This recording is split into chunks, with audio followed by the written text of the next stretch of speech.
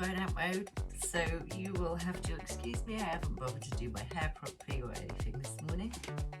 But I had a package arrive yesterday. It's one resource I've been waiting for to finish an order, to start an order.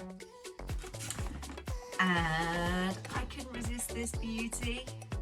It's absolutely lush. Look, it's got nice silky lambskin on one side and a nice and shiny on the other. That is going to make a beautiful waistcoat for winter. Can't wait to get started on that one, but I need to order another skin first because 3 square foot wasn't quite as big as I thought it was. Next in my parcel, this is exactly the thing I was looking for, but it's about twice as big as I want it to be, 3 times as big as I want it to be.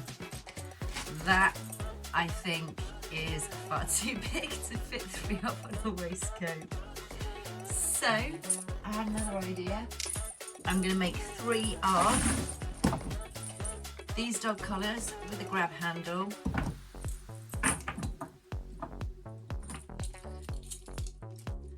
And attach that to it somehow. So 3 one-off dog collars come in, 3 one-offs. A run of 3. 3 will be all I make. So if you fancy one of these. Last but not least, this was what I was waiting for to finish my next order. So, 1. Oh, that smells good. It smells like a shoe shop. The tannin and the leather and ooh. Why do I smell green? I can't. Smell that, Quince? Smell that, Quince? Yeah, you see smell. Indeed it does.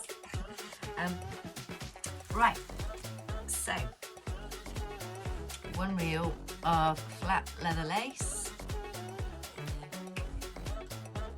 to fix this beautiful thing.